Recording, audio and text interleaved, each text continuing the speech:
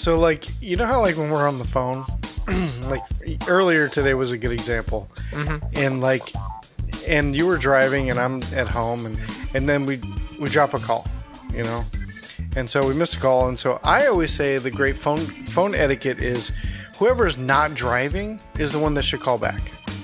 If you're both driving, then, I don't know, you're both fighting. But that way you don't get that, you know, we're trying to call each other, you know, over and over again and it's just not working out. So I would just say whoever's not driving calls the other person back. You know what I'm saying? Yeah, I get you. Now, maybe if you're both driving, whoever called the person originally, that should be the person to call back. I don't know. Okay, that sounds good. And what I always hate, too, is that once you finally get a hold of each other, then there's that, like, 3 minutes of arguing on whose fault it was. You know, yeah, I get defensive because of my... Well, I live where I live, signal. my reception blows, you know. So I get defensive. I had full bars, so it wasn't me. You know, this is going to go on my stand-up, by the way. I had full bars, so this wasn't me. It must have been you. And they're like, well, I have Verizon. I have a better network. So it was probably you, Sprint boy. You know, it's like... it always makes me laugh about that. No, I got you. I get defensive because where I live in Palm Bay, Florida, reception just blows. I mean, I have AT&T, but I don't know if it's just AT&T or if it's just Palm Bay. It's just really bad. Gotcha. So most of the time when calls drop, I know it's me. It just is. But every now and then when a call drops, it's like I look down at my phone and I've got like 4 or 5 bars. I'm like, yeah, bitch, it was you this time. It's like a vindication that time. I know it's stupid, but it feels like it. So you call me back. You know, of course we did the whole, I didn't follow the rule, and I called you back even though I was driving. So that's problem number 1. And then problem number 2, you call back. Well, I had 4 bars. So I know it wasn't me. Yeah, I got you. You're totally, I like how you say, you know how people... But you're talking about me. I appreciate it. No, it's not just you. Like, Jimmy does it too. You're like, well, I have full bars. I don't know. Or when people, like my mom, like every time I drop a call with her, of course I'm calling her on when I used to call her, it was on her landline. So I'd lose a signal or whatever, then I'd call her back. And she always answered the same way every time. What happened? You know, she's like, she assumes like I immediately got kidnapped and raped by a scorpion, you know, and it's like, and I'm being mugged for all my money, you know. Dude, raped by a scorpion, that sounds painful. Yeah. So I was like, nothing, I just lost signal. She's like, what? I was like, I just lost the signal. She goes, oh, okay. You know, she's picturing all these things, like I'm getting raped and murdered. Simultaneously.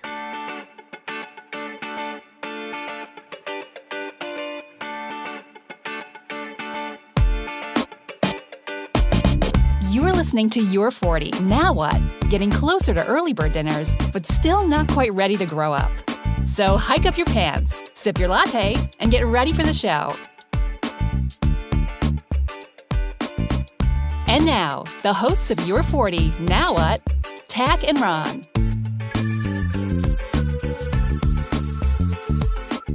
Well, welcome to Your 40. Now what? I am one of the hosts. My name is Tach. I'm Ron. You hate that. You distracted me because you like pointed and smiled. Because usually there's always a big pause. Well, you made the pause worse there because I was like, why is he doing? What is he doing? What's going on? Is this a new thing? There wouldn't have been a pause except for the fact you were all like started freaking out, and I didn't know what I was supposed to do. I was like, did I miss a bit we talked about or something? And welcome to the show. If this is your first time listening, basically we are 40-year-olds talking about the pitfalls and the lighter side of being 40. So if you have any 40-year-olds in your life, send them our way. We will cuddle them and stroke them and massage them and make them feel better. So we have our 3 topics for today. First thing I want to talk about is, it's kind of a good example already, is attention spans today versus when we were kids anyway. It seems like attention spans have gotten really small. And like you can't even post a video any longer than like a minute or 2 before. Because people will stop watching after 30 seconds, or even first 8 seconds is like the most vital for any video or anything. It's hard to get anybody to watch anything or listen. I wonder if it's that as much as they have so many more things to watch that it just has to be better to keep their attention. Before, when we were kids, there was like I remember having like channels 2 through 13 to watch if something was on, right, and then the radio. This was it. right. There was nothing else. But now Yeah. you have access to so many things that if it doesn't grab you at first, really grab you, Yeah. you're moving on to something else because you know something else will eventually grab you, and you'll eventually find something that's more interesting, more fun, more entertaining than what you're watching right now. So I wonder if it's not attention spans as much as choice. There's just so much more choice, so many more channels, so many more avenues to be entertained, whether it's stupid little YouTube videos or television shows. Look at all the television shows we have now. Look at so many more movies are being made than used to be, because used to be you had a few TV movies and then you had your regular movies, but now people are making movies for Hulu, making movies for Netflix, making this, that, and the other for this, that, and the other. There's just so much more being produced and made that it's hard to keep people around if it's not really super good. So I wonder if it's that as much as the attention span thing. Yeah, and things are much more instant now. I think we touched on this last week too, where, you know, if you had to work for it, you might sit down and watch it more, you know, whereas now it's just a click of a button on your phone and it's right there immediately. Whereas instead of having to go down to the video store and getting the video and bringing it back and then putting it in and then waiting for the previews and the FBI warnings and all that stuff to go through, and then it finally starts. And doing the tracking on your videotape. Yeah, you gotta check the tracking. Yeah. You gotta check that tracking. And then finally, after 8 seconds, you're not gonna shut it off and go, no, and then go back to the video store. It's not gonna happen. No. You know, so it's just how instant things are now, which I think it's great. It's wonderful, but it sucks as a content producer.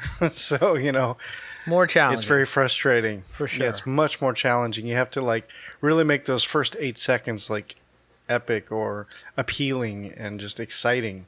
You got to grab them so much faster. Well, you know, I've been obviously I've talked about it a little bit. I'm getting into the writing thing, and I'm just about to the point where I have to figure out, you know, what order am I going to put these collections of stories in, and then I'm having to think about it in a range of, well, they're going to be able to sample this book a few pages.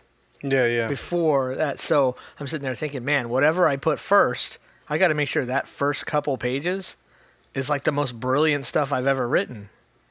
You know what I mean? It's almost the same concept, but you know, because if they're going to go onto Kindle Unlimited, they're going to probably sample it before they even bother to download it, or they're going to download it because it's, you know, they're paying for it anyway, and they've already paid for the subscription, so it's not costing them extra to download it. But they could read a few pages in and then say this sucks and move on to something else. And on Kindle Unlimited, authors are only getting paid a penny per page that people read. That's how that works.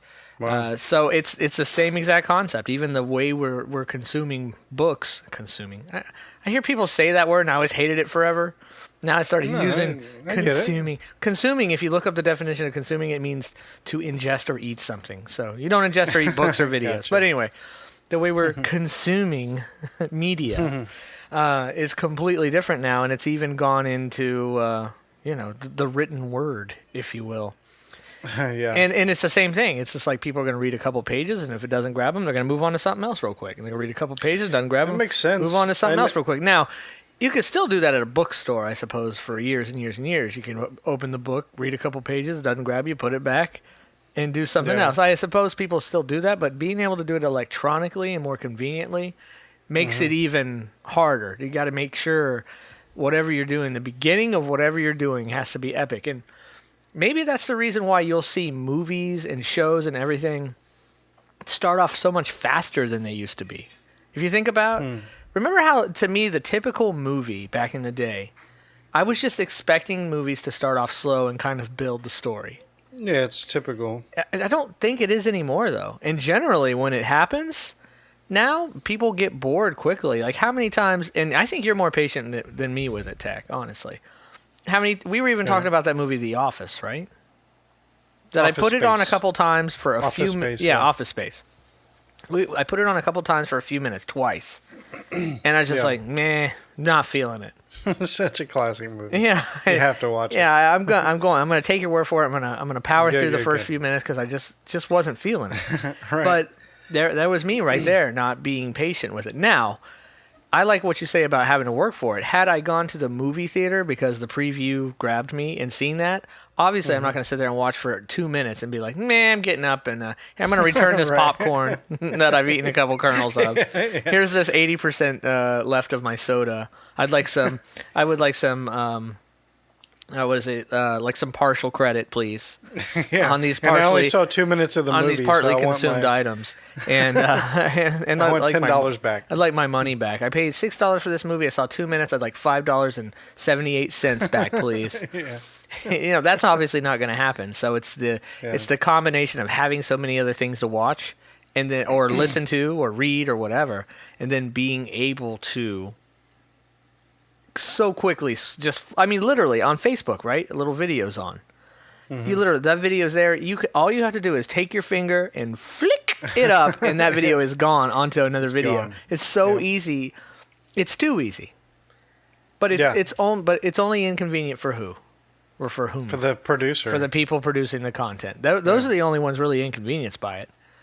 Right, and it's frustrating. And I am a content producer. You're a content producer. I mean, well, not all of us are, but most of me and my friends are.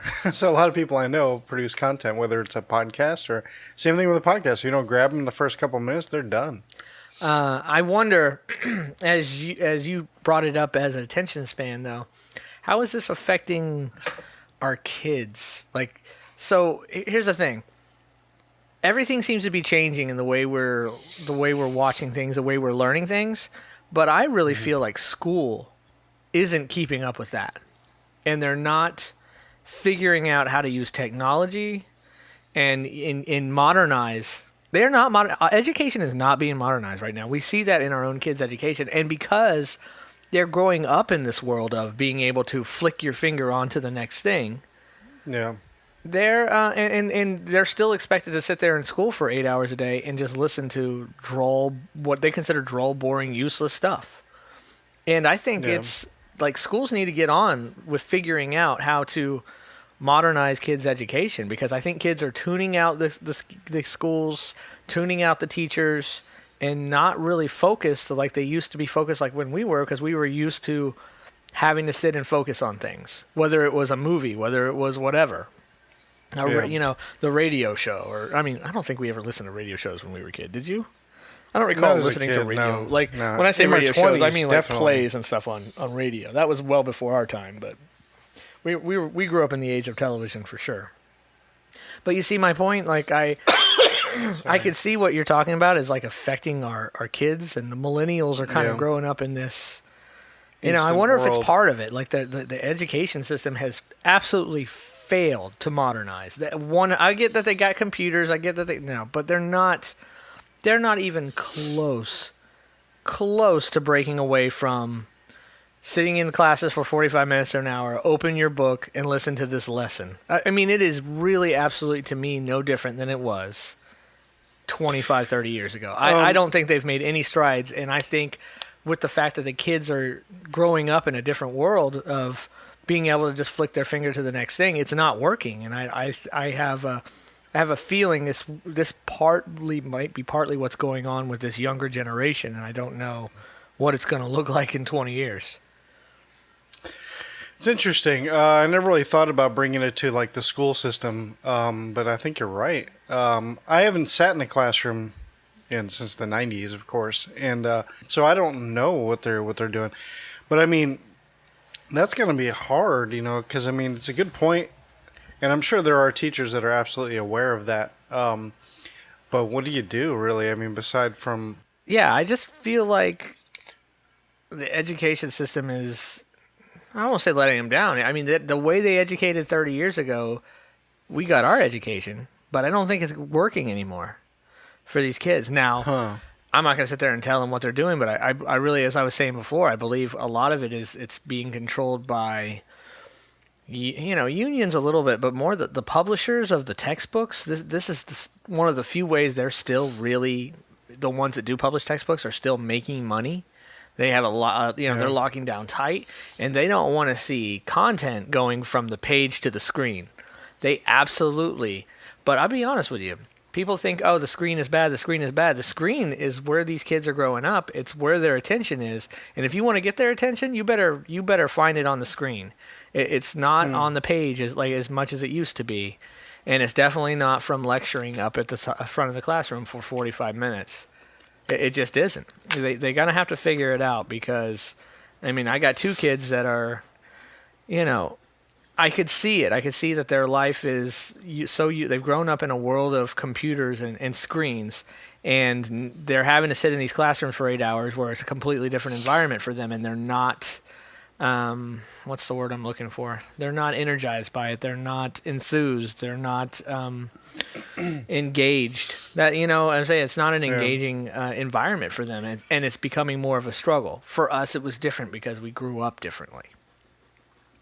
Yeah, I mean, it's also hard, too, because now you're asking the teachers to do so much more, especially when some of them, I mean, you need to put, like, bright, flashy things in front of them to keep their attention. You do in videos. Like, in videos, you have those, like, there'll be the visual aids. There'll be the things that come across the screen that say, this is how this happens. Look, here's the cartoon of it happening. Here's this, here's that. That's what people like to see. Keeps them engaged. Now you're asking teachers to do stuff like that, and most of them aren't artistic. They don't think like that. It's not the teachers that need to do it. It's the content producers. They're getting there. Somebody needs to start producing educational content geared towards this day and age for the attention span of now. They're going to have to. Right. And the publishers aren't going to let it happen very easily because they don't want their books and their everything. So unless the publishers of the books decide to do it, which they're not, because that's not their gig. They print books. That's what they do. But someone's going to have to figure it out. Someone eventually will start to produce an educational system that's more geared towards the modern age, that's more engaging for today's kids and how they learn and how and what they like to do and the way they like to get their information, because they're 10 years behind right now, and it's affecting the education of the kids. It really is, because I see it in my own kids. I really do.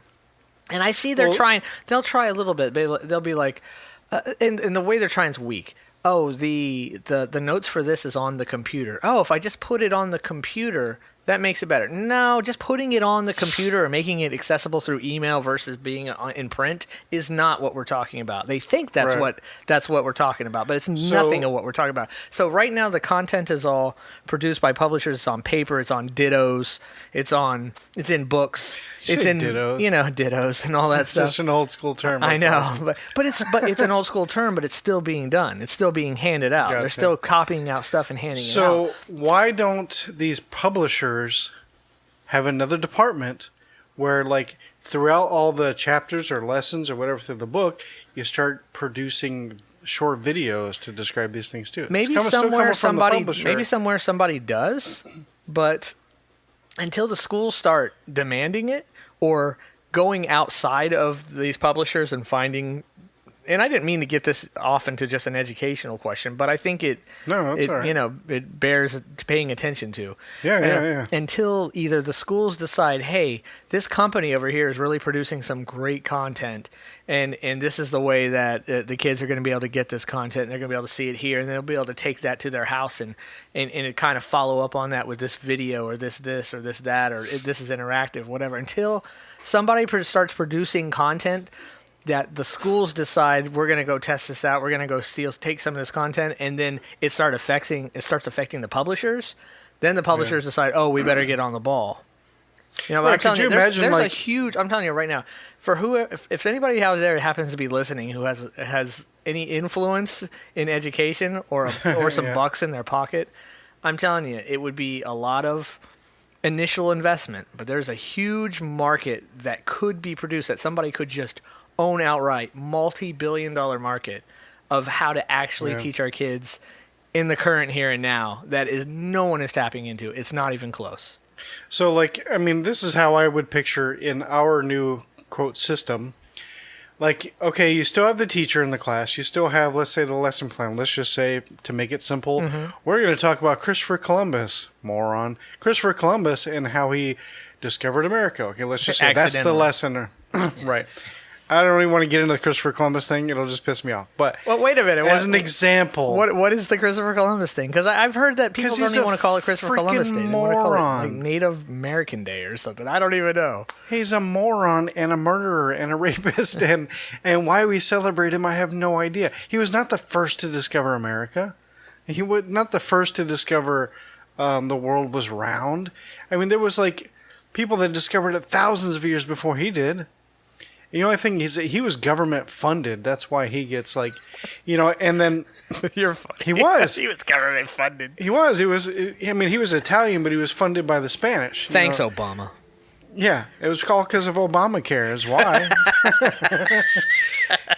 Anyway, I don't want to get into that, but let's say that's the lesson plan. So I figure the teacher does like she always does. Okay, open your textbooks. This is it. Okay, so we're going to talk about Columbus did this and 1492. Talked to the Queen of Spain. Blah blah blah. Got money.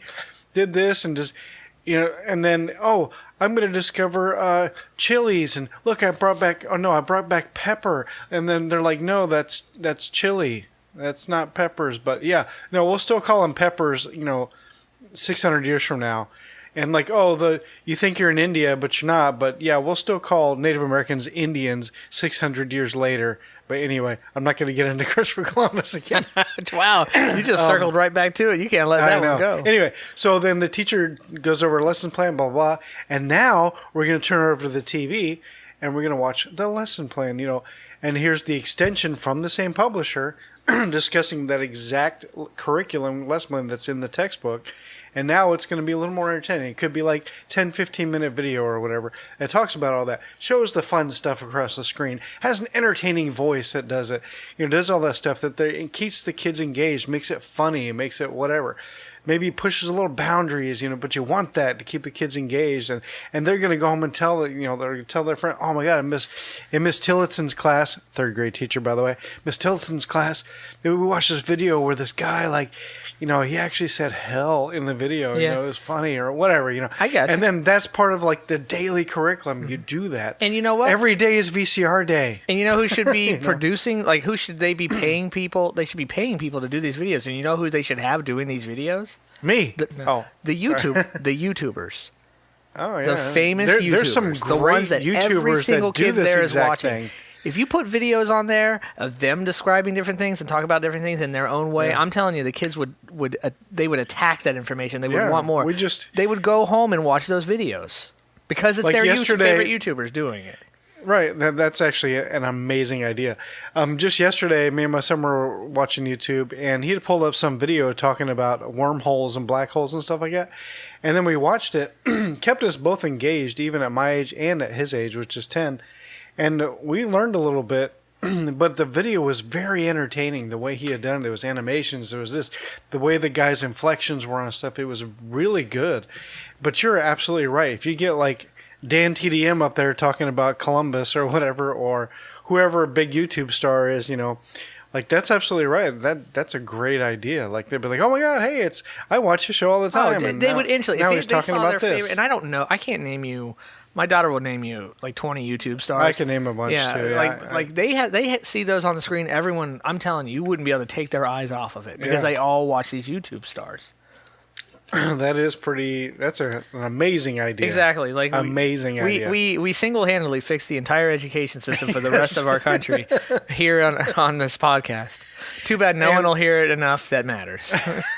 Let me send an email to Betsy DeVos right now. She's our Secretary of Education. And, gotcha. That nobody wanted her to be. And and maybe she'll fix this mess. Sounds great. All right, man. Well, you ready for a break? Yeah, man. Let's do it. Okay, let's do it. So when we come back, let's talk about a little bit belief systems, if we will. Okay. All right, we'll be back. All right.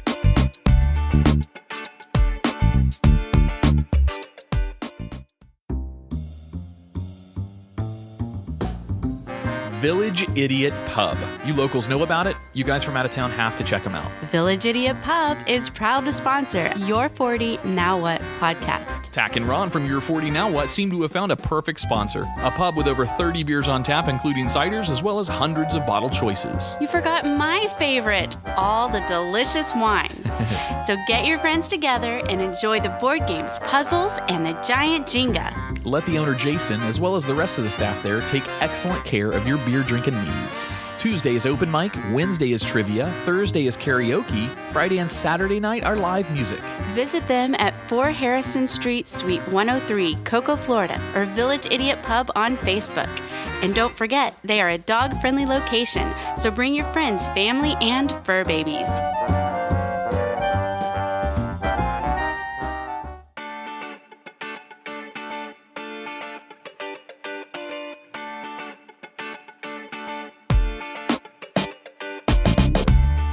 All right, and we're back from the break.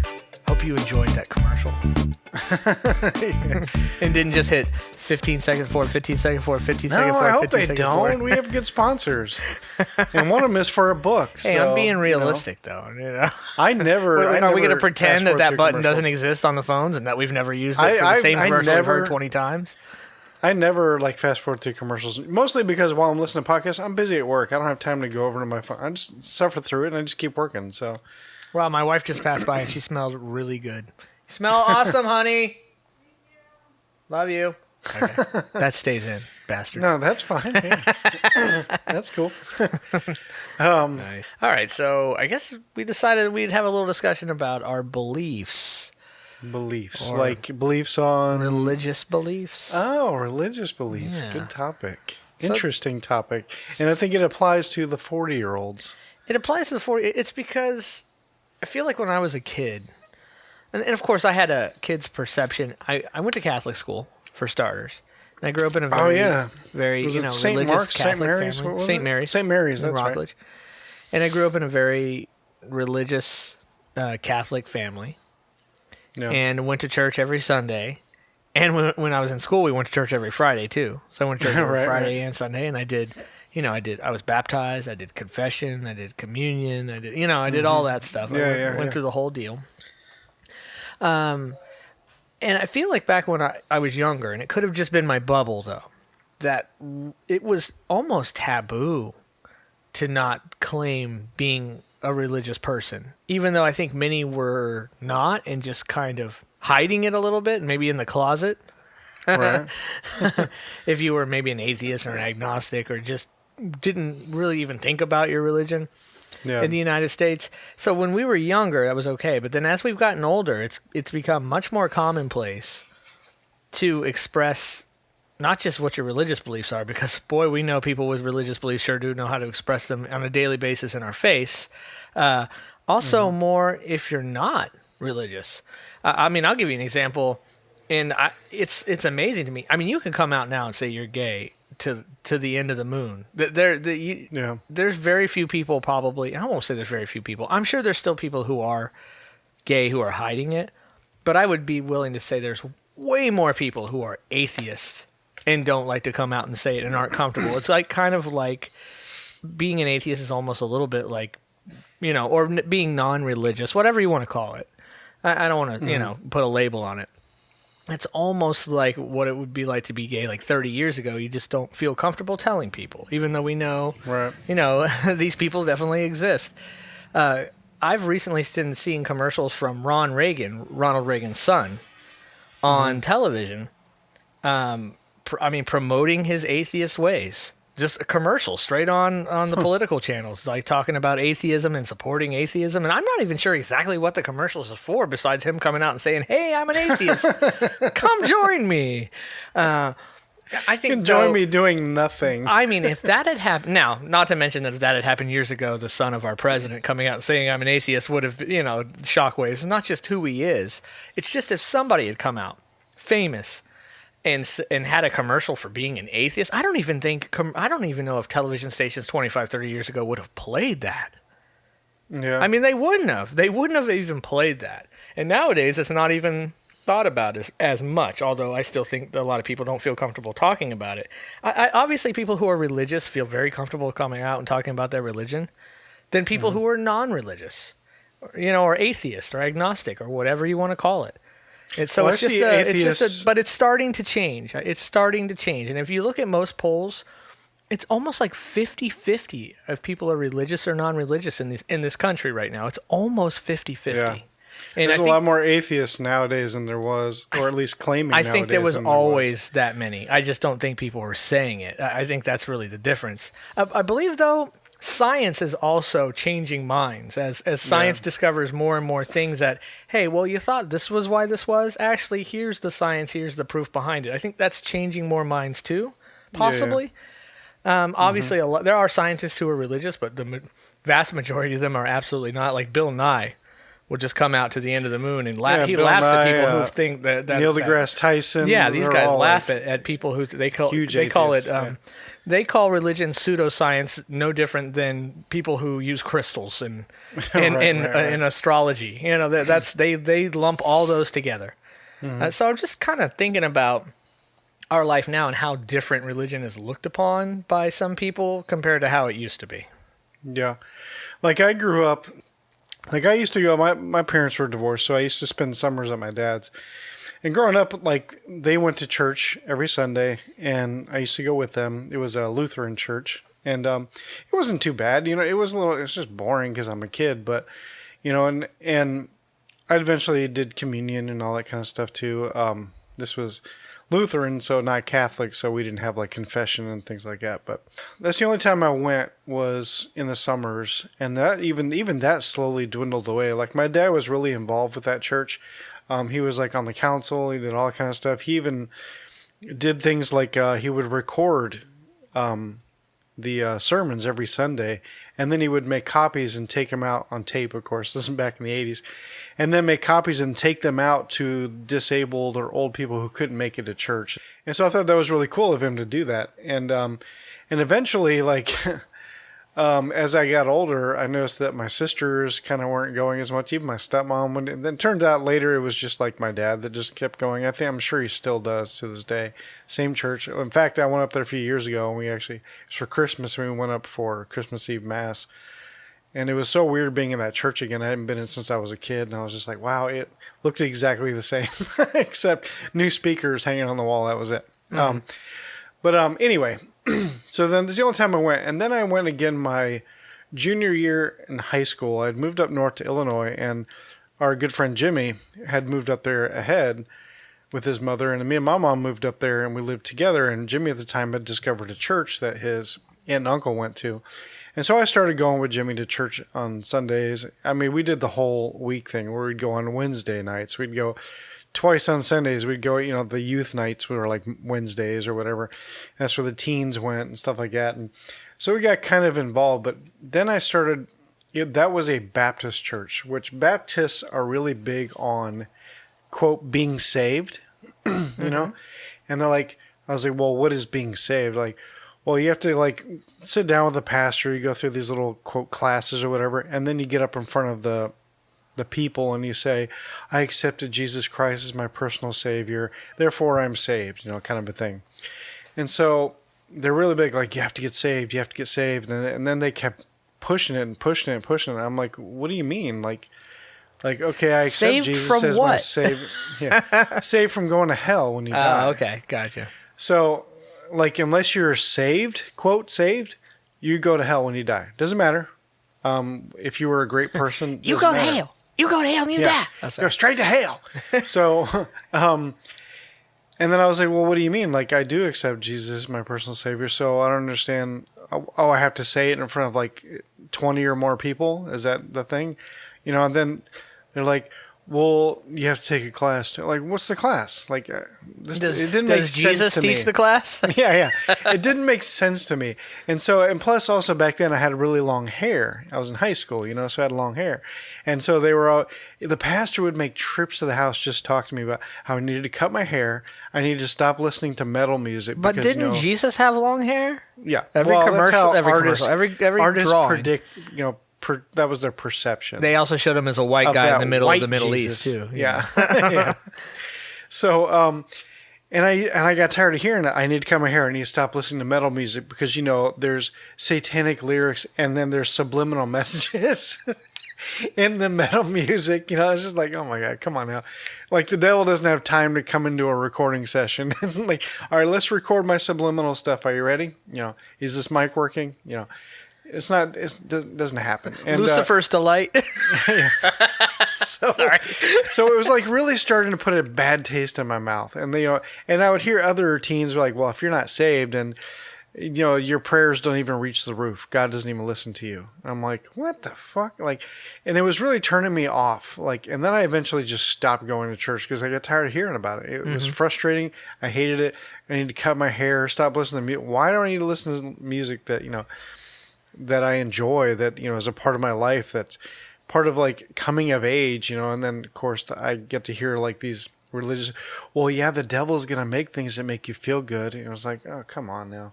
So that kind of turned off going to church for me. Over the years, I know we haven't discussed what you and I's beliefs are yet in this podcast, but which we'll get to in a second. We don't even really have to, honestly. We can have a discussion about it without even discussing it if we wanted to. I mean, I'm not saying well, I didn't know if we were won't. building up to that or what. We just wanted to give our backstory first, and then kind of, okay, so my kids are not religious at all. Like, there was even years when like I told you, I went up north for Christmas to see my dad in Illinois a few years ago, probably about like 4 years ago, 5 years ago, whatever. And then I told them, hey, we're going to be going to church on Christmas Eve because that's what they want to do. And I realized that my son at the time, how old was he? He must have been like 6 or so. At the time, he didn't even know who Jesus was. He didn't even know about the first Christmas, that story. He didn't know anything because I had never taught it to him before.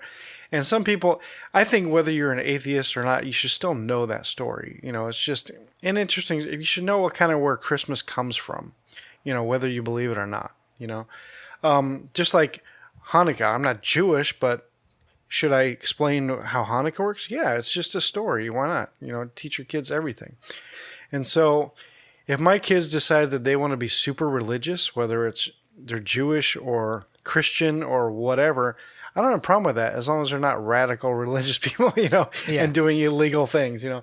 But if they're like discovering something that helps them through life, that's totally cool with me. I have no problem with that.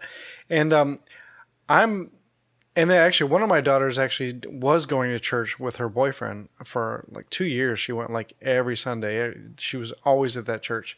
And I had no problem with that. That's cool. If that's what she likes, and great, you know, whatever. Because that I think is the whole point of going to church is, first of all, I see religion as a private thing. Mm-hmm. Like being religious is just between you and God, and that's it, nobody else. The whole point of church is to be around like-minded people. It's to have that, quote, fellowship. They like that word, fellowship. And if, especially for kids, like you want your kids to be around other people that make good choices, you know. So, I don't know. I don't know what I am. I'm more of an agnostic, I guess. Okay. I do love science, and I think science disproves a lot of things. So I'm kind of more towards the agnostic, maybe bordering atheist, but I don't know yet. I want it to be true. I want God to be true. I want Jesus to be true or whatever, but I feel like it's not. But then again, it's also like, well, if I don't believe that, then I'm going to go to hell. But I don't know. I'm so, not lost is not the right word, but confused a little. Confused. Concerned, yeah. Agnostic is really the perfect word for it. You know, I still question things. I'm still big on science. Like, science proves facts, and that's it. That's what I want. I want facts. And so I can have an atheist discussion all day long too. And when I talk to religious people, I love talking to people who are super religious because I start throwing questions at them. What about this? What about that? What about this? This doesn't make any sense. Why would God do this? Why would God do that? What about the earth only being 5,000 years old in the Bible? That's horseshit. What about dinosaurs? And I love talking about that kind of stuff because that's straight up horse shit. I mean, there's science fact proven about that. And I have like this really great quote. I have to find it, so it's going to give me a second. That I love saying to religious people. You can go ahead and speak while I look this up. So whatever comments you have to say. I know you want to discuss What are your thoughts, Ron? What are your feelings or what's your beliefs? Well, I'll just kind of follow up on the fact that I'm in the same boat as my kids haven't experienced religion because we haven't been religious, neither me nor my wife. Right. Although I believe my wife is religious at heart, she's never really practiced any religion. I don't want to blame myself for that, but I've never influenced her to practice or not practice. But my kids have very little exposure to it. I haven't purposely shielded it from them. I just haven't exposed it to them. And I have no problem if at some point they are exposed and decide that they really want to go to church. And I have no problem with that. It's just not something I personally plan on doing anytime soon. And of course, sometimes you change, beliefs change, things change your mind, what have you. But I definitely haven't exposed my kids to that at all. And I figured they would. I mean, it's out there. It's not like it's a secret. So as they get older and they decide if they, if they come across religion somehow in their life and decide that they, that's the path they want to follow, I'm great with that. I have no problem with it. I gotcha. That's good though. I want to leave things open for our kids to decide what they want. And my daughter, one of my other daughters, the one I told you went to church a lot, but her sister has come to me and said that she was atheist, and then one time she tried to tell me she was Satanist, but whatever. I called bullshit on that pretty quickly because I know a lot about Satanism too, and I was like, oh, okay, well, are you, I don't think you can. What kind of Satanist are you? Be an atheist and a Satan worshiper. Like that was one of my things if Satan too. exists, then I'll just go worship God and follow him to the end. Right. If you could even prove me the devil existed, let's not prove me God. Prove me the devil exists. I'll go to church every Sunday because I ain't going to hang out with that dude for eternity. That guy's an asshole. So I was like, oh, okay. So what kind of Satanist are you? Are you? Do you go with like the LaVeyan like Satanist, or are you more of like a Crowley? Like, and she had no clue who I was even talking about. So I was like, okay, well then you're not Satanist. I was like, do you believe in God? No. Well then you don't believe in Satan, so you're not a Satanist. This is very then. true. So anyway, I found the quote that I was talking about. And I'm not trying to push the atheist movement or anything. Yeah, let's talk about that real quick. I don't want anybody to think that we're here trying to push religion or non-religion. We're really just having an open discussion, and it's too bad that one of us in this discussion isn't extremely religious and the other not. So we're both our points of view are kind of the same. Sorry about that, but there's only two of us, so what can we do there? Right. I'm still off for, like, I'm more religious than you are, Ron. Like you call straight up BS on all of it, but I still kind of like, well, maybe it's true. I still have that kind of thought. Do I leave a little, like, speck of maybe something? There could be some kind of higher. Yes, I will make, so I guess that in turn just makes me an agnostic, right? Yeah. Even though I leave that little minuscule something. Yeah. And I just can't help it. I think it's because it was ingrained in my brain as a child, insane in the membrane, and ingrained in the brain, and therefore I can't completely 1,000% let it go. It just doesn't. And there's just that this little speck there, but right. My speck's a little bit bigger. Like my girlfriend, I think she's atheist. She's never come out and said I'm atheist, but she's pretty much a non-believer. I think she's more agnostic than atheist, but yeah, she's right there with us. Oh, probably a little bit more than me. Go ahead and say the quote. I'm sorry I interrupted. Okay, no, it's okay. Okay, so I read this quote. This was probably a couple of years ago, and it really spoke to me. It said, "Is God willing to prevent evil, but not able? Then he is not omnipotent. Is he able but not willing? Then he is malevolent. Is he both able and willing? Then whence cometh evil? Is he neither able nor willing? Then why call him God?" Whose quote is that? I don't. Oh, it's Epicurus is a philosopher from 341 BC. Oh, so that's like some old. Yeah, it's an old quote. I never actually knew who said it until just now, but it said interesting. It there, so. Interesting. So it's powerful. Like it's like, wow, you have an amazing point. And I use that when I talk to super religious people. I'm just like, well, then why is he doing this? Well, because like I never understood prayers. Like, what's the point of prayers? Like, it's like, okay, my son's sick in the hospital, let's say, and he's dying. Okay, well then pray to God.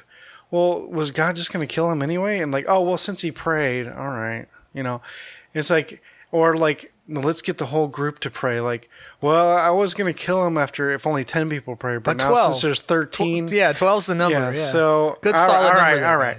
And then it's like, if he survives, prayer worked. And if he died, well, it was God's will. It's like, well, if he already has a plan, then what's the point of praying at all? Oh, I have another thing to say too. Sorry, we really seem to be pushing the atheist movement, but yeah, I'm trying not to in this conversation, but it seems I'll talk about positive stuff after this. Okay, we'll end on a positive note, a religious side, but because I do have some points on that.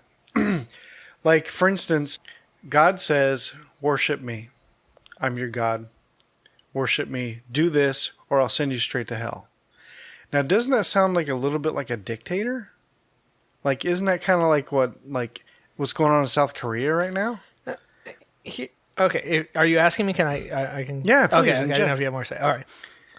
Here's what may not be fair.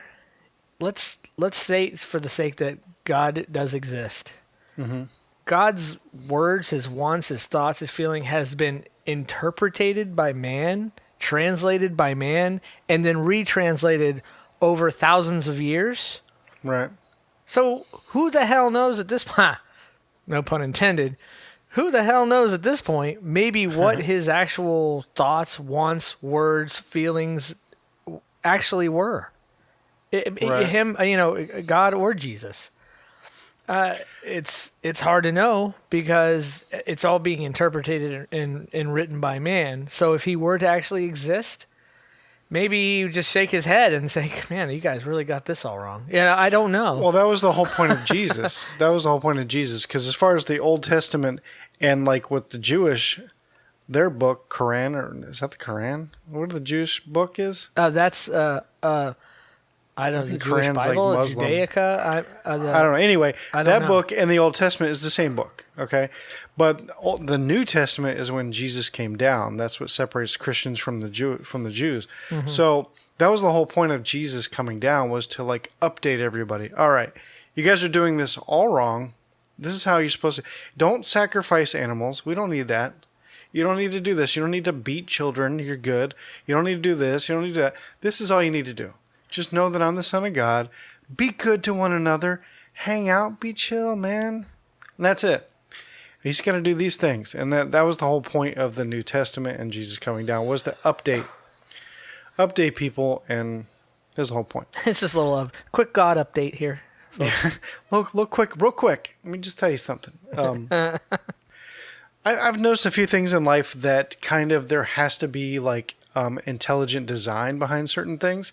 Because, for instance, a couple things, I have a few examples. One is, how like when you take a flashlight and you shine it in like animal eyes and they shine back, mm-hmm. Like how amazing is that? That's somebody planning something out. Like light bulbs have only been around like 100, 150 years, but animal eyes have shined in lights since the beginning of time. Mm-hmm. It's almost like planning ahead. So now you can see them in the road, or you can see them in the woods with the flashlight, or you can, and that kind of helps protect you a little bit, or protect them. That's intelligent design. That's incredible to me to think that, Another good example is, unless you got something on that. I got nothing on the light reflecting in the eyes. It's the devil.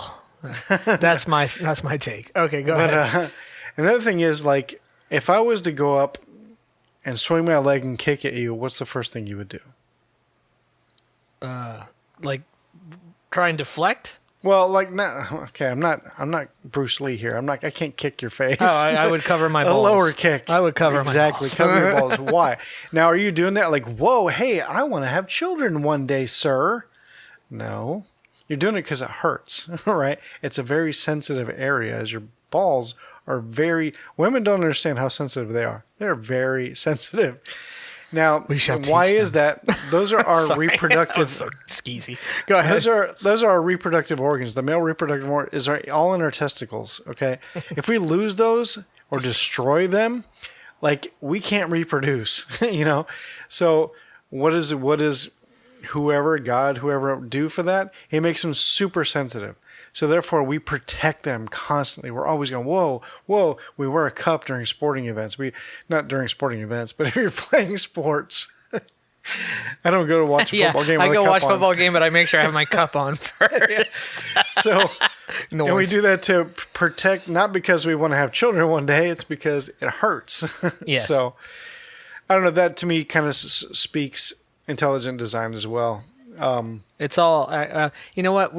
I could take those things. Do you have more examples before I? I did, but I don't remember them. Okay. I think two's So- enough. Two's fine. Me discussing why those things are the way they are would be an entirely separate topic one day that I don't even know belongs on this show, and that gets into the whole evolution and how I things have a whole evolve. topic on evolution too. Okay, and how things Curious evolve, thing to and think just about. not evolution as a belief. I believe in evolution versus I believe in that, but evolution based off science and fact, and selective mutism and gene mutism and all that. It all has to do with that, but it's definitely a really long, deep topic that I don't even know belongs on this show, and it's definitely discussed for another time. But if it's a subject you're super, super duper interested in, and I'm not just saying this to you, Tach, but I'm saying to listeners, I would start with the book Undeniable from Bill Nye. He wrote it about 3 or 4 years ago. And so if evolution is something you're interested in, you want to kind of understand evolution, and not just the evolution of man, but evolution as a whole. Listen, go read that book. It's a phenomenal book. I've read it a couple times, and it'll kind of, really honestly, Tach, if you read that book, you would come back to me and not think that those things are intelligent design. You would realize why it is. I got you. Now I have a question too. I don't know if this book discusses it, but just a quick question about evolution. My theory, after thinking in my own head, because I philosophize. Is that a word? Philosophize? Am I saying that right? I don't know. You know what? I would think Sounds it's right, fake. but now it sounds weird. It sounds like I made it up. I feel philosophize. Yeah. I sit and I ponder things a lot in my head, especially at work where I just do mundane stuff and my mind wanders. So, like, I was thinking about this recently and I was like, huh. Like, I think, tell me if this is discussed in the book, I don't think humans will ever evolve. I don't think we can. Okay. God, dude, you're going to take me on a whole path of... Can we get through this quickly? I'll try and no? get to this quickly. Can Okay. I say a reason why? Yeah, go for it. Okay, the reason why humans will never evolve or aren't able to evolve, we understand why evolution happens. I like to use the example really quickly on polar bears. Polar bears used to be brown, but every once in a while they'd have a white one, Mm-hmm. So, but the white ones survive better in the snow, therefore Correct. more white ones strongest survive, blah, blah, blah. And they Anyway, pass on the ones who live pass on Yeah. their genes. Yeah. Exactly. Okay, But, so that's why, a quick why would there wrap-up be a of white evolution. one? That's the big question. Why all of a sudden a white polar bear? What happened to make It's that? the same with sheep. Sheep sometimes have black sheep every once in a while. But why is the question I have for you. I don't know I have an why. I answer for you. just figured. It is simply gene mutism. Freak of nature, coincidental, totally accidental gene mutism that happened to work out great for that species. Yeah. And Sometimes because it the works out, strongest sometimes it survive, Yeah. then they pass on those genes. But go ahead. Continue So on. I don't think humans can ever evolve because we have civil rights. We have we don't go by the strongest shall survive for humans. We give the rights to everybody. Everybody can have children. Everybody can do this, and everybody's equal. Equal rights for everyone. Therefore, if we only said no, only athletes are allowed to have children. That's it. Nobody else. Just athletes. Then we would eventually evolve into much stronger and fitter people. But we don't. We allow super fat people to have kids. It doesn't matter. You know what it is. We have equal rights. Therefore, I don't think we can ever evolve, and we just won't. Okay. Animals don't have equal rights amongst each other. So. I guess we're still evolving in ways. We're still passing on. Well, see, here's the thing.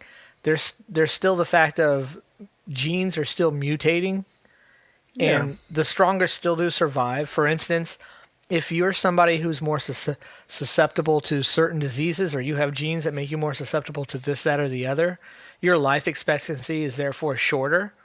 Therefore, you're less likely, on average, not taking individuals, on average, people who have a short life expectancy of this, that, and the other because of this problem, that problem, or the other, are less likely to pass on those genes. Therefore, makes sense. others, that's one thing. Another thing, though, and I think this is more about, there used to be more than just Homo sapiens. There used to be Neanderthals. There used to be, So, I mean, there obviously used to be different species of Homo, if you want to call it, humans, however you want to call it. There was Homo erectus, there was Homo, there was Homo that was the strongest neanderthalis. survived. They didn't have equal rights back then. Yeah, no, none of them survived. Only one survived, Homo sapiens. There's still a lot of questions as to why that was. What there probably may never be again is all of a sudden another species that will arise. That may never happen. Right. Simply for the fact that travel. There's no more segregation in the world. Like before there was segregation, there was different pods of people. They would all kind of mate with each other, and over millions of years or hundreds of thousands of years. Yeah, it's really because of now travel. Like everybody's traveling throughout, and we're all kind of just, there's no separation anymore. There's no real big area that's going to be hundreds of thousands to a million years where these people are so completely segregated from the rest of the world. And if that does exist, it is possible that another race of human besides Homo sapiens could, evolve again out from Homo sapien, but it's just not likely. As far as the way we evolve, we're still evolving because there's still gene mutism going on in us, in animals. It's just so slow. It's almost impossible to see in the here and now. It's just almost impossible. Yeah.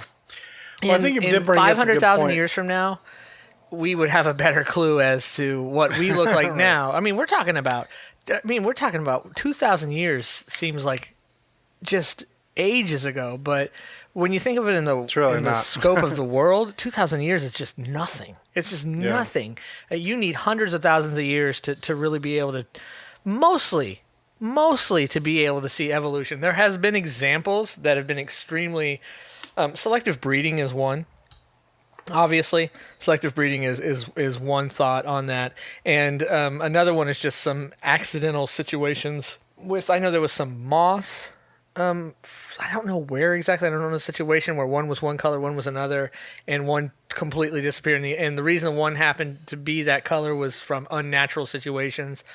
There's an example that Bill Nye gives in his Undeniable book about some mosquitoes that some got locked underneath and like caverns or like underground, and they kind of bred one way, the ones above, and by the time they got back together, they were no longer even able to breed with each other anymore.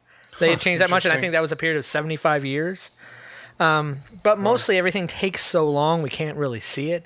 So to say that we won't evolve, I mean, I guess we're always evolving.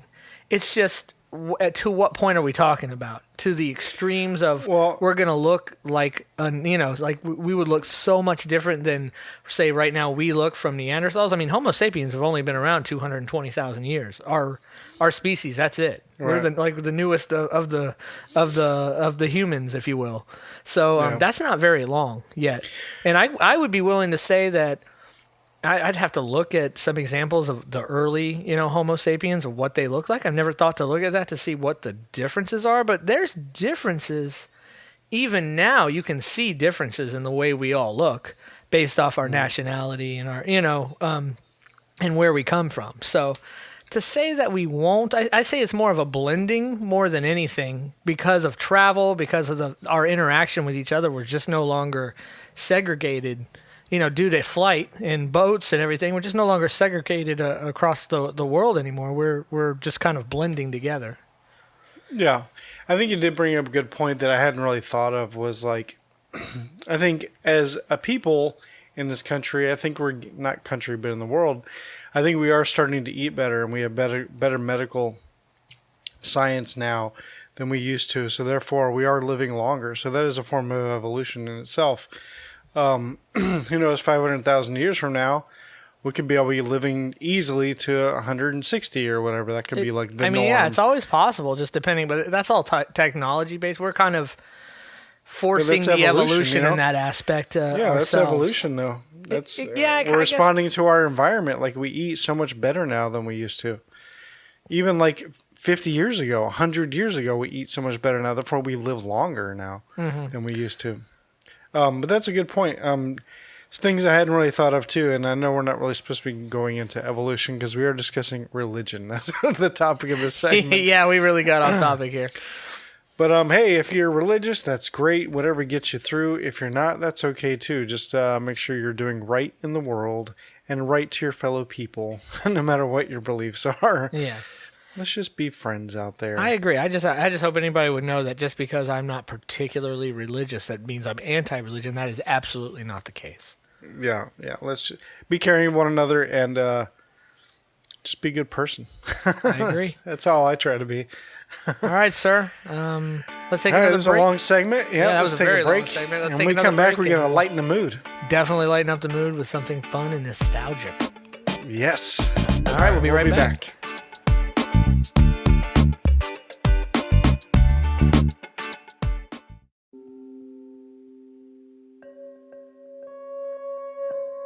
Haley is bored.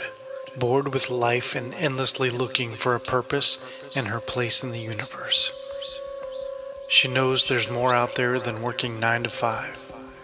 She never imagined going on one job interview would change everything and open doors she never knew existed. Ancient family journals, 2 friends, and an irresistible bloodlust to deal with. Turns out being a vampire isn't as sexy as she thought it would be. Between the monster, late-night bloodbaths, and a vengeful ex-love of her man, it keeps her busy. But it doesn't have to be this way. Does it? Should she live free and forever without responsibilities? Or will she find the direction she's been looking for? One thing she does know is that she will fight for what she wants and create the perfect life without traditional vampire restrictions. And she won't let anyone or anything get in her way. Order your copy of the novel First Generation Book 1 by Zoe Emerson on Amazon. Available on paperback and Kindle. For more information, go to zoeemerson.com.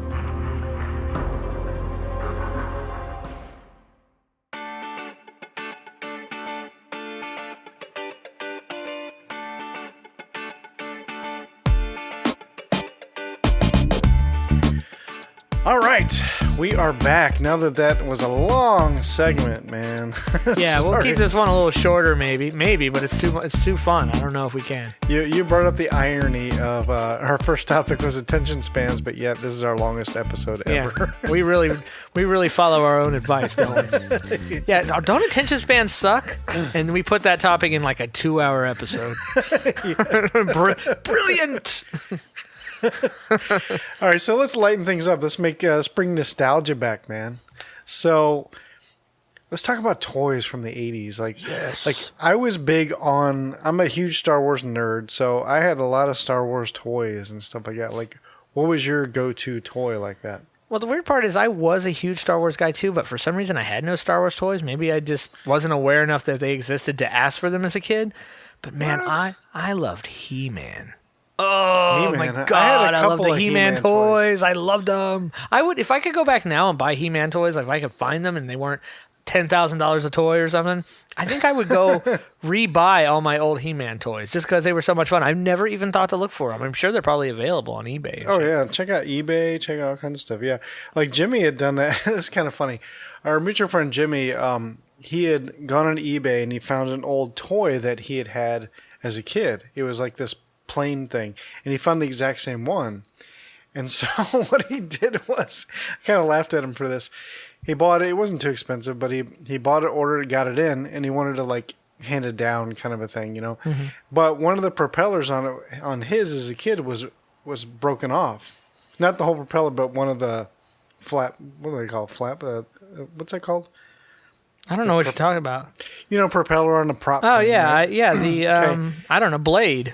Yeah. One of the blades was broken off on his as a kid. Mm-hmm. So the first thing he did when he got the new one, he broke one of the blades off of it. So it looked just like his So it was as a like the kid. one he had as a kid. That's fun. And I was like, why would you do that? This is an improved version of what you had. I wouldn't have He's done like, I that, don't but know. that's hilarious that he did. That's pretty awesome, actually.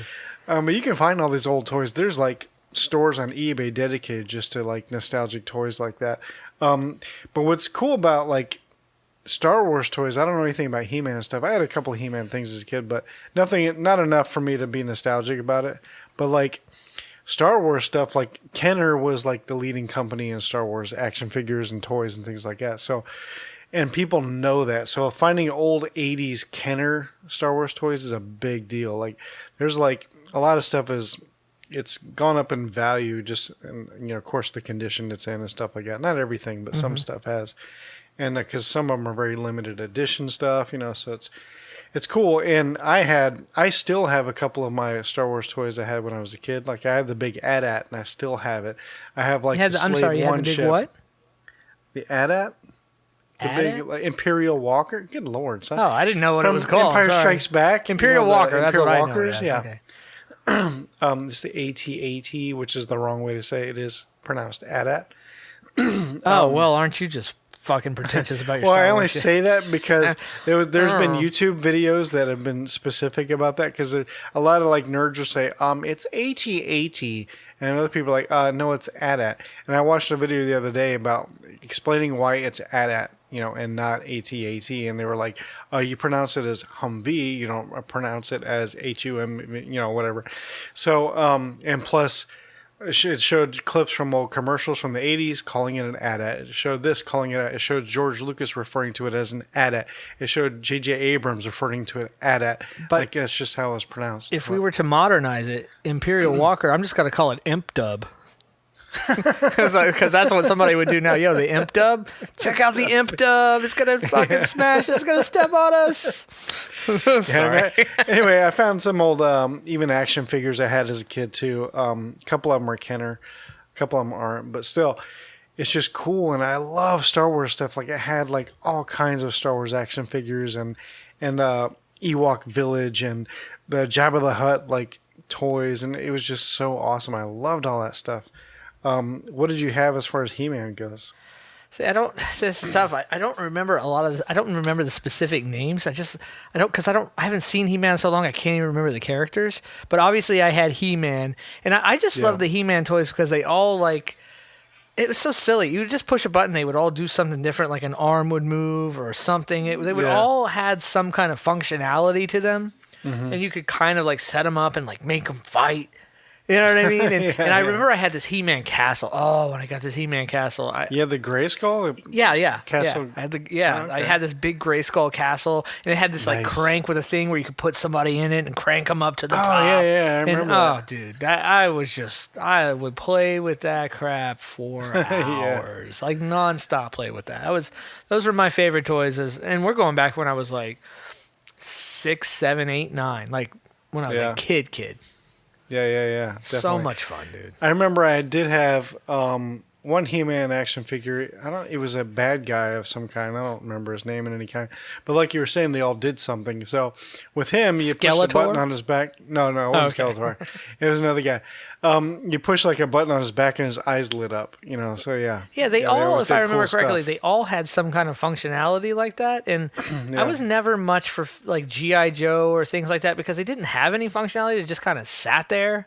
And G.I. Joe can bend his elbow. Yeah, that was cool about G.I. Joe. That wasn't or Star Wars, they couldn't. Good enough for me. So, and you know, back then it was okay to have gender-specific toys.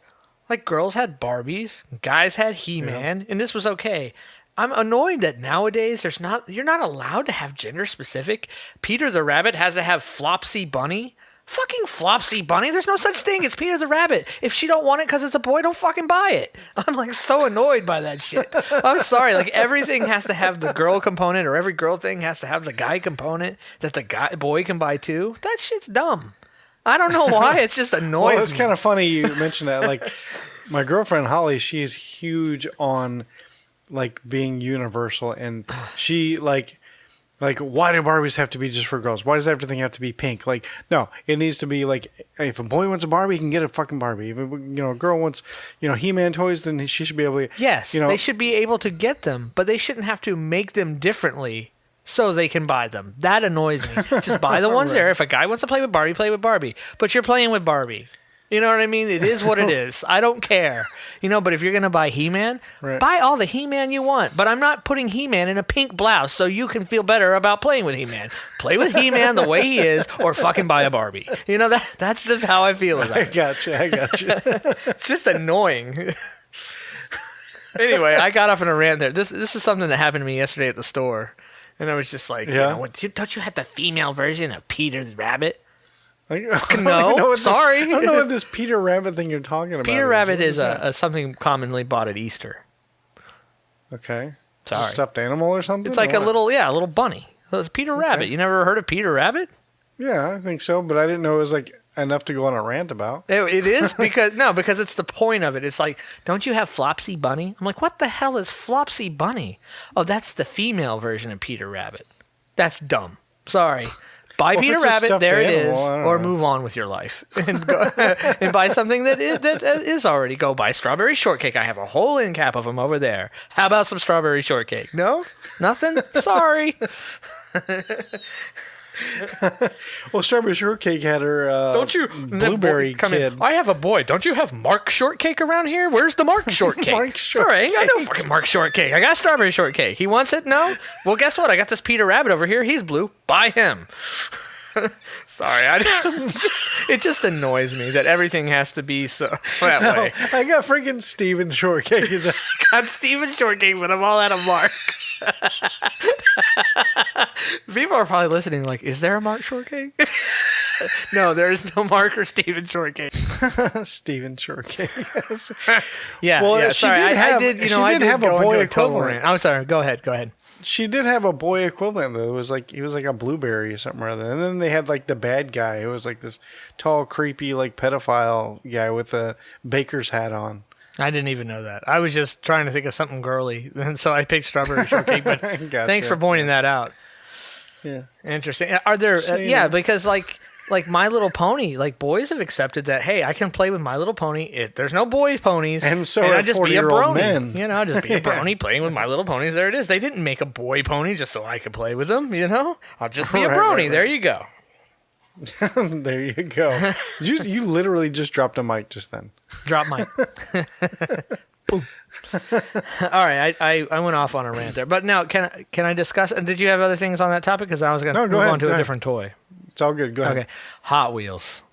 Yes. I used to love Hot Wheels. I loved Hot Wheels, and I loved anything with car racing. Like every year, I got some kind of the different track, with the squeeze handle thing where you would the car would go like in the figure eight, and then they got the fancier ones where sometimes the car would like go up in a U and down. Yeah, dude, I still love to play with those things. I do too. Absolutely. Yeah. If I had one right here, I would be playing with it. And I would take definitely. I didn't need two people. It would be fun with two people, but I would take both and race them and try and crash them into the middle and go as fast so they would fly off the track. And I used to take my cars and I always judged how good the car was by you set it down on a table, right?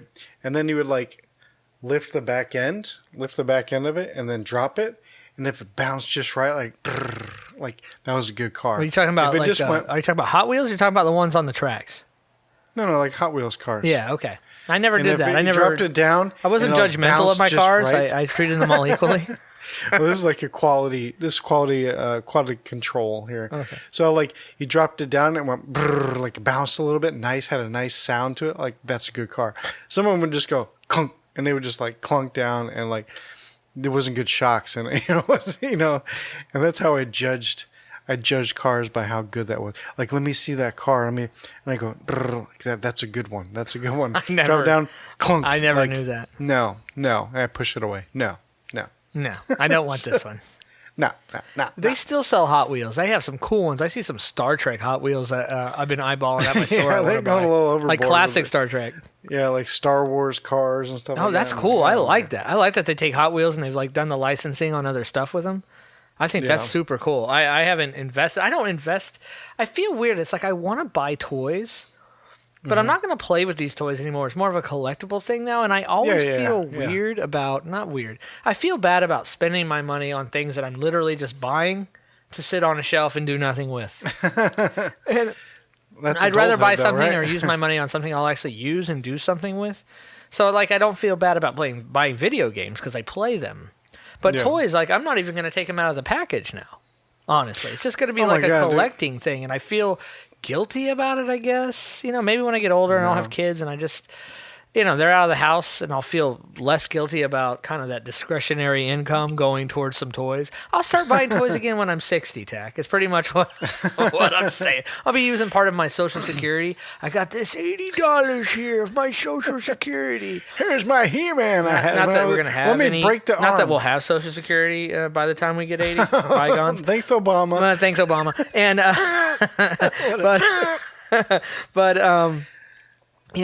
I'll be like, I want to buy this He-Man toy.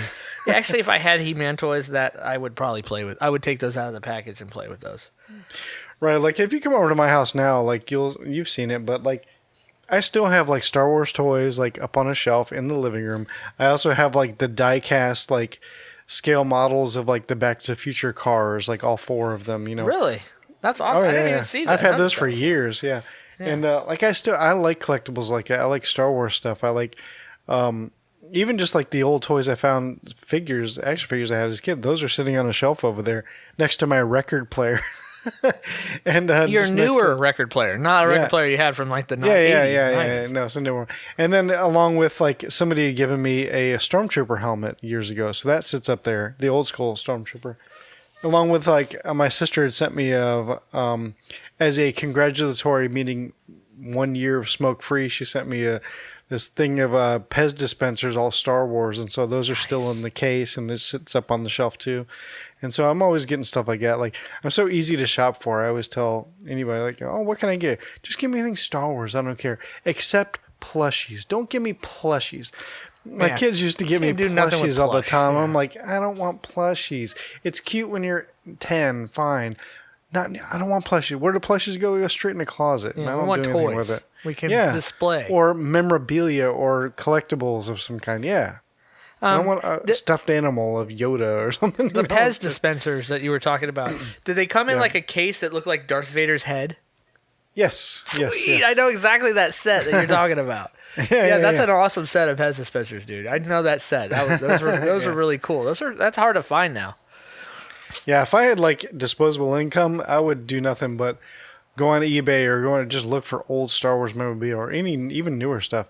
If I like it, I don't care what year it came out, but I like collectible stuff like that. What about Legos? When I was younger, there I really wasn't love a Legos. lot of Legos. I don't know if Lego Star Wars even a thing was something younger. Like the Legos I used to play with were just the boxes of blocks when I was really young, and there wasn't any particular sets. And then when I got maybe into my teens, seems like the sets kind of came around, or maybe I'm wrong. Maybe I'm thinking about when my kids were young, and we would start buying the sets that's this particular thing or that particular thing. They definitely had sets. I was very tapped into Legos as a kid. Yeah, absolutely, because I even belonged to the Lego fan club as a kid too. Me and my stepsister, my younger sister, we were big on Legos. Like we even had like a whole Lego village that we'd set up like in the basement at my dad's house. And so we had a whole neighborhood set. We had built houses, and they even had like working lights on the inside. And then we had streets, and so we'd build cars, and it was awesome. Loved it. I've applied to be the manager of that Lego store in downtown Disney like 10 times over my over my career. I mean, because I'm kind of made for it too. I'm surprised I never got a call back, but anyway, bygones. That'd be awesome. I would still, awesome. I would still apply for that. That just seems like the coolest job ever, and it probably isn't because it all becomes like any other. You think it's all day playing with Legos? Yeah. No. I know that. Just like working at a bookstore is not sitting around all day reading books, Right. as people may think when they apply. But yeah, dude, that Lego store in downtown, well, they call it Disney Springs now. Have you been to it before or been to any Lego store before? Yeah. Awesome, dude. It's so cool. Awesome. Yeah, but I think that like knowing you, like after working there for a year, I'm like, oh, Legos, that's so cool. You're like, if I see another freaking Lego in my life, I'm gonna puke. I'm gonna murder somebody. Yeah, I know. It's like I just turned off my Legos. No, I don't even care. No, I hate Legos. Another Lego movie came out. I don't even care. I don't even want to see it. No. Well, working in a bookstore hasn't turned me off books. If anything, it's That's true. Yeah. It has fueled it for you. It has fueled it for me. So it's not always the case. That's true. Good point. Yeah, Good point. that's the point. Now, it might make me hate the customers who like buying Legos. Yeah, those people can all die. But you too, Tach. You died now. But nice. All right, man. Anything else you had added? I mean, you talked about Star Wars toys, but you got something else for us there, buddy? Well, I totally agree on the Hot Wheels and stuff like that. I loved cars, like definitely toy cars. Oh, another Absolutely. one more if I can add, unless you had something else. I'm still thinking. Go ahead. Okay, Transformers. I loved Transformers. Yes, thank Dude, you. I had this one, and it really wasn't a Transformer as much as it folded in half to like a car, and you would wind it up, and then you would let it go, and it would roll, and at the end of the roll, it would flip over and stand up like a Transformer. Oh, yeah, I thought it was the coolest thing in the world, but I loved Transformers, dude. That was one of my favorite toys when I was a kid. I don't really see Transformer toys around, though. Like, I don't know if that's a big thing anymore, even though Transformers, the movie, like, the brand is big, but I don't see the toys really being sold. I think maybe they died down a little bit, but they're still there. Like a few years ago, especially when the first couple of Transformer movies were out, they were huge. And it was kind of funny because my son was really big into Transformers, so he'd gotten like every Transformer you can imagine. But like when we were kids, transforming them were like, it was like 10 moves, you know? Yeah. Nowadays, it's like 100. That's you know, awesome. It's like, That's what I want. It's I want them to be ridiculous. harder. It got to where you'd really you couldn't just look at it and figure it out. No, you had to follow the instructions. Like, it took me a while just to figure. And if you try to, like, I know this part moves, but you can't get it to move, and all of a sudden, click, it comes off. It didn't break, but you have to find that connection where it snaps back on. But, like, it took a while to get there. And then you have to follow instructions like, I did that, you know, and going back like, okay, move this up over here, twist this that way, move that down, then this piece can come out. And okay. You know, it wasn't one of those, really quickly transform. No, it took like a good solid 6 minutes to transform this thing back and forth. So does it come together, or does it come apart and you have to put it together like Legos? I don't know. Do they have Transformer Legos? How awesome would that be? You put the set together and then it's still like a Transformer. Does that exist? They do, yeah, absolutely. Are they actually by Lego brand, or are they some kind of generic thing? I think there's Lego brand. I've never seen a Transformer Lego brand in my life. Doesn't mean that it doesn't exist. I just haven't seen it. Yeah. I need to investigate that because I love Legos. I love Transformers. Yeah. Yeah, that would be pretty awesome. I wish they would have Lego He-Man stuff. I would buy that shit in a second. But well, maybe they need to try to do another He-Man movie. Masters of the Universe, nobody's really grabbed that and gone with it. There's just so much other stuff people are doing. Nobody's decided to kind of reboot that yet. Yeah. I've heard of rebooting other stuff. That I know they're obviously Power Rangers is coming out right now. I think that movie might actually that's just be big out. right now, which I never got. I never watched it. No, I never watched. I think Power it's Rangers. after our time. Even though there was a Japanese version when we were kids, but we didn't see it much because it was Japanese. Yeah, I was never a Power Rangers guy. No, it seemed too hokey and cheesy. Yeah, I didn't get it. And I've heard that Thundercats might be making a comeback. Yeah, I heard that too. I don't know. That's what it was. Oh my God! Thank you for reminding me. That He-Man toy I was talking about wasn't He-Man. It was Thundercats. Yeah, Thundercats was cool. It was the cool. bad guy in Thunder because they were similar. They were both like about almost a foot tall. You know, like 8 inches tall. Yeah, I could see. They both had this. Somebody that's what it not was. having the knowledge, getting those confused. Yeah, I can see how you'd be a moron. I get it. At. Take your at and shove your Thundercat up your ass. Shove it up your ass. Whatever. All right. Good call on the Transformers. I can't believe I almost forgot about that. I know there's something else, but I can't think of it. But hey, if you guys can think of anything, send us an email at your40nowwhat@gmail.com and let us know what toys you loved as a kid. To follow up on something, somebody did send me a tweet about one of our episodes. I don't remember which episode it was. I guess it must have been the last one. They sent me a tweet about when they were watching TV as a kid, they had 2 channels, and they're probably older than us, and they had to use pliers to like change from one channel to the other. Totally, I've been there. And they had the antennas. That was it. So I've totally been there because, like on those old school TVs, you had the 2 knobs. One was like 1 through 13, click, click, click, click, and then the bottom one was like. Yes. And like a lot of like I don't even remember what the point of that was, but. It's been so long. My grandfather was a state attorney, so I will admit that when I was very young, We had a very fancy big TV. Even in like 1980, 81, we had a fancy TV. It had these big. It only had 13 channels. I mean, you had the channels you had. It was just like 80, 81, 82, and it had these big black buttons. It was like actually digital. You would just push junk, junk, junk, up and down. Junk, junk, junk. That was it. But that had, and I didn't realize at the time that was much fancier than anything. It was pretty big too. It sat on the floor though. You know? Yeah, I remember the floor models. And when I say it was pretty big, I'm going to guess it was probably 38 inches or something. But that seemed big. Yeah, at the time, much bigger than what most people had.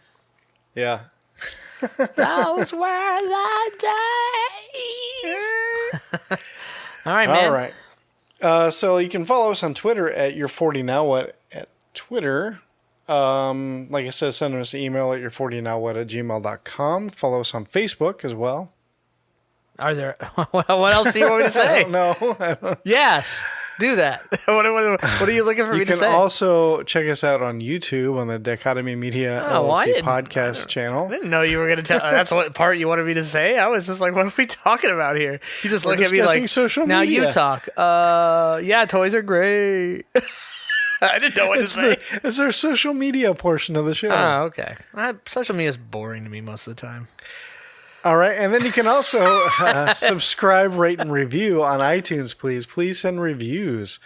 Makes us feel good. Our first review is going to be like, these atheist bastards, I'm never listening to them again. Whatever. And I do apologize for last episode. I do have a little corrections corner, if you will. Last episode I uploaded it had messed up in the export, so the last 7 minutes was cut off at first. But then I caught a friend of ours had sent me a text the next morning, so I immediately fixed it within less than like 12 hours. But still, so if you're one of those first few people that listened to it with the last 7 minutes cut off, now you can go back, check it out, and listen to the last 7 minutes. You have to probably dump it out of your phone. See, I didn't. I forgot to dump it out on my phone and re-listen, and then it cut off. And I was like, I thought he fixed that. And I realized, oh, crap. I still had the first recording because it automatically downloaded. Oh, gotcha. Word. All right, so you ready to get out of here? I am, sir. All right, well, thanks for sticking around the extra long episode. And for your 40 Now What, my name is Tach still. I'm Ron. And we will talk to you guys next week. Later.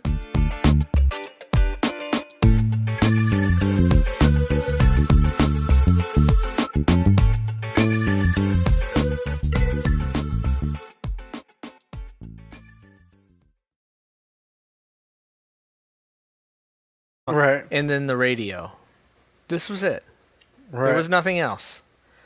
But now Yeah. you have access to so many things that if it doesn't grab you at first, really grab you, Yeah. you're moving on to something else because you know something else will eventually grab you, and you'll eventually find something that's more interesting, more fun, more entertaining than what you're watching right now.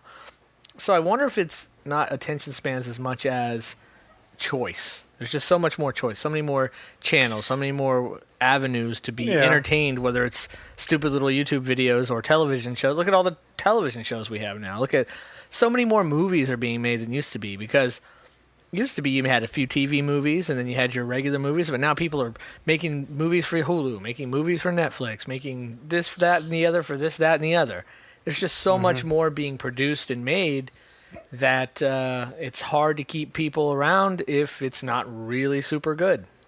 So I wonder if it's that as much as the attention span thing.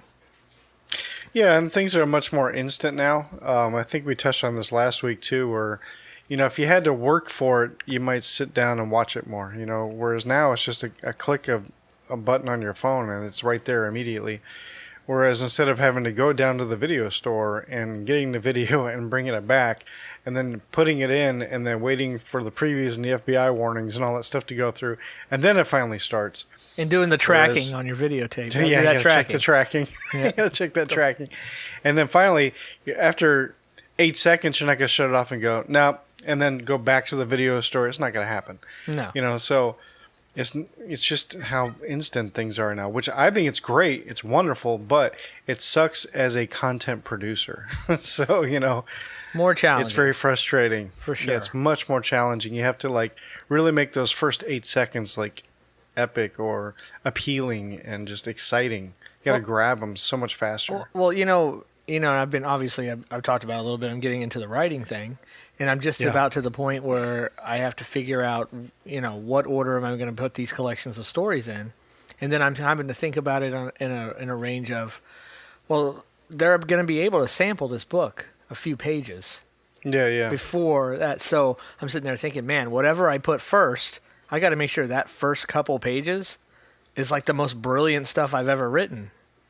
You know what I mean? It's almost the same concept, but because if they're going to go onto Kindle Unlimited, they're going to probably sample it before they even bother to download it, or they're going to download it because it's they're paying for it anyway. And they've already paid for the subscription, so it's not costing them extra to download it. But they could read a few pages in and then say, this sucks, and move on to something else. And on Kindle Unlimited, authors are only getting paid a penny per page that people read. That's how that works. Wow. So it's the same exact concept. Even the way we're consuming books. I hear people say that word, and I always hated it forever. Now I started using consuming. Consuming, if you look up the definition of consuming, it means to ingest or eat something. So you don't ingest or eat books or videos. Gotcha. But anyway, the way we're consuming media is completely different now, and it's even... So, how, when we're on the phone, earlier today was a good example. Mm-hmm. And you were driving, and I'm at home, and then we drop a call, And so we missed a call, and so I always say the great phone etiquette is whoever's not driving is the one that should call back.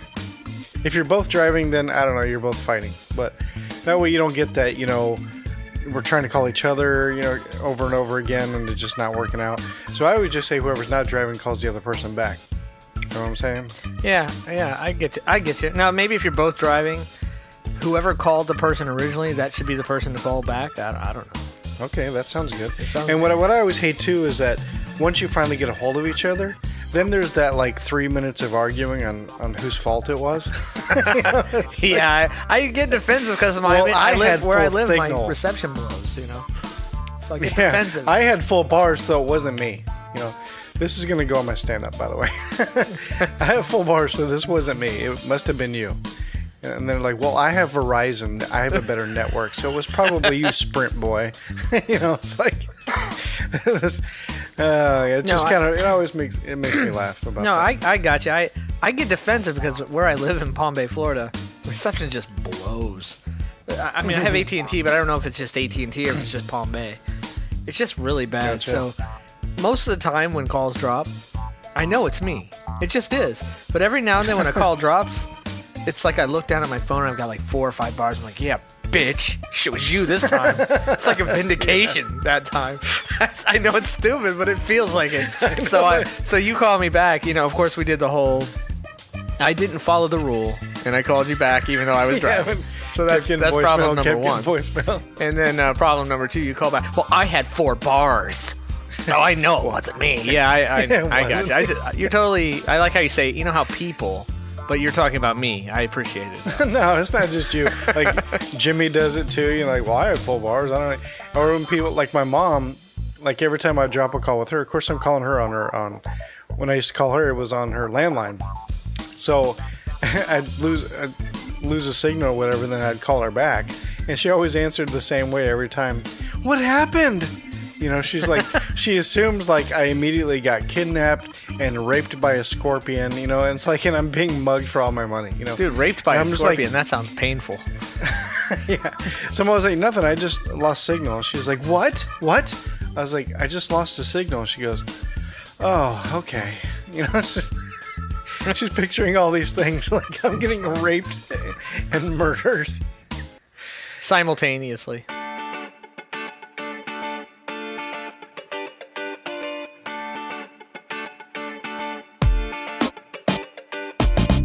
You're listening to Your 40. Now what? Getting closer to early bird dinners, but still not quite ready to grow up. So hike up your pants, sip your latte, and get ready for the show. And now, the hosts of Your 40. Now what? Tach and Ron.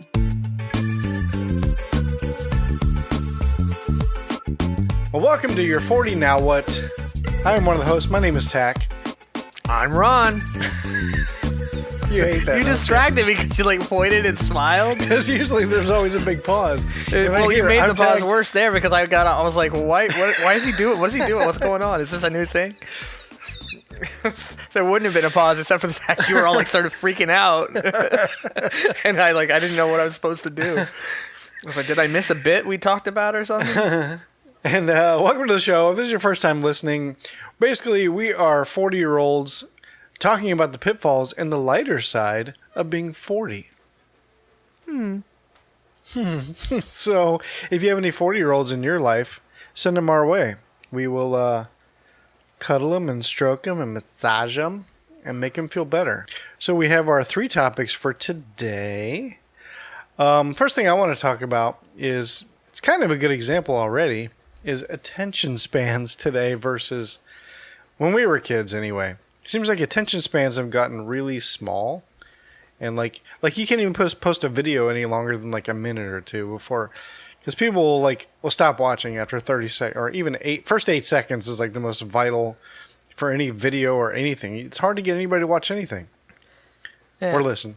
I wonder if it's that as much as they have so many more things to watch that it just has to be better to keep their attention. Before, when we were kids, there was like I remember having like channels 2 through 13 to watch if something was